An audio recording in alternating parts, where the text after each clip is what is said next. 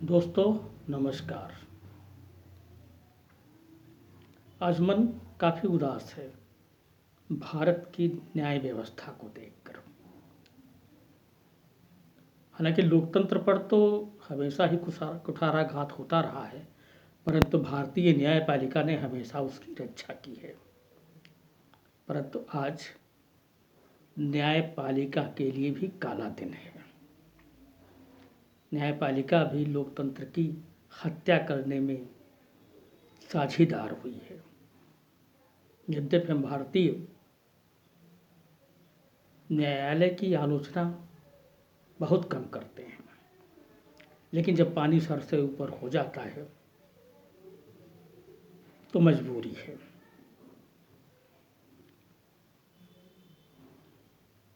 आज मुंबई उच्च न्यायालय ने अर्नब गोस्वामी की जमानत याचिका खारिज की।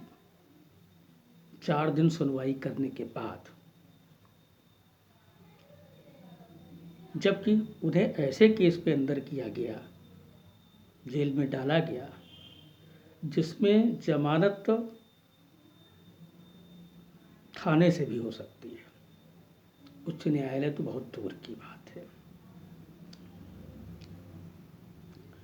एक बात और भी है, महाराष्ट्र सरकार के एक मंत्री ने पहले ही कह दिया था कि अर्नब को परेशान किया जाएगा और इतना परेशान किया जाएगा कि वो आत्महत्या करने पर मजबूर हो जाएगा।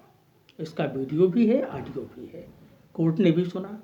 इसका मतलब ये हुआ कि फर्जी केस बनाया गया है, पहले से ही प्लानिंग की गई थी। सभी जानते हैं कि अर्नब गोस्वामी एक निष्पक्ष और राष्ट्रवादी पत्रकार हैं, और महाराष्ट्र में आजकल प्रतिदिन लोकतंत्र की हत्या हो रही है। पहले तो वो जो सरकार ही बनी है, वो सरकार ही लोकतंत्र की हत्या करके बनी है। उद्धव ठाकरे जो शिवसेना प्रमुख हैं, उन्होंने चुनाव तो बीजेपी के साथ मिलकर लड़ा था, यानी उनकी जीत में बीजेपी का भी योगदान है। लेकिन उसके बाद तो उन्होंने तो महाराष्ट्र की जनता के ही साथ धोखा किया है।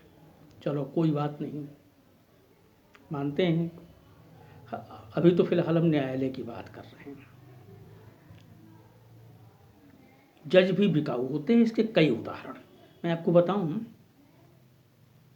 सलमान खान के खिलाफ निचली अदालत से सजा हो गई और उसकी अपील उच्च न्यायालय में गई, और उच्च न्यायालय के जज साहब ने बिना निचली अदालत के पूरे आदेश को पढ़े हुए जमानत दे दी। क्या वो जज बिका हुआ नहीं था? मैं सीना ठोंक करके कहता हूं कि वो जज बिका हुआ था। अर्नब गोस्वामी के मामले में निचली अदालत ने ये कहा है कि गिरफ्तारी अनुचित लगती है। शिंदे साहब को ये सब सुनाई नहीं दिया, क्योंकि शिंदे साहब ये सोचते हैं कि उनका प्रमोशन होना चाहिए, और उन्होंने रिजेक्ट कर दिया आदेश। मैं नहीं पढ़ पाया, चलिए देखा जाएगा। सबसे बड़ी बात यह है कि यह आदेश 3 दिन पहले भी हो सकता था, लेकिन नहीं, वो तो लटकाना चाहते थे, और शायद जनता का बहुत ज़्यादा दबाव पड़ा तब उन्होंने आज ये आदेश पारित किया, वरना तो उन्होंने जजमेंट रिजर्व ही कर लिया था।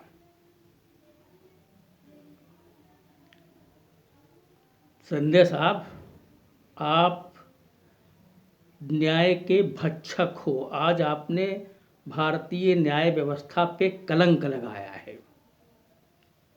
बाकी उद्धव ठाकरे जो करेगा उसको तो जनता देखेगी, उसको जनता देखेगी। पर न्यायपालिका का जो आज का काम है, और जज साहब जो मुंबई उच्च न्यायालय के जज साहब हैं, माननीय जी, हालांकि वो अमाननीय हैं, उनको जितनी भी धिक्कार किया जाए, घृणा की जाए, कम है। उन्होंने आज न्याय को सूली पे चढ़ा दिया है, न्याय को सूली पर चढ़ा दिया है। एक राष्ट्रवादी पत्रकार को, चलिए कोई बात नहीं, इतिहास आपका भी लिखा जाएगा। और अब वो ज़माना आ गया है कि न्यायालय को करिए, अवमानना के सूट चलाइए, जितने लोगों पर चलाना चलाइए। आप देखिए सोशल मीडिया आपके खिलाफ भरी पड़ी है, कितने लोगों के खिलाफ चलाएंगे अवमानना का केस मानने पर, कितने लोगों के खिलाफ चलाएंगे। सोशल मीडिया भरी पड़ी है आपके खिलाफ।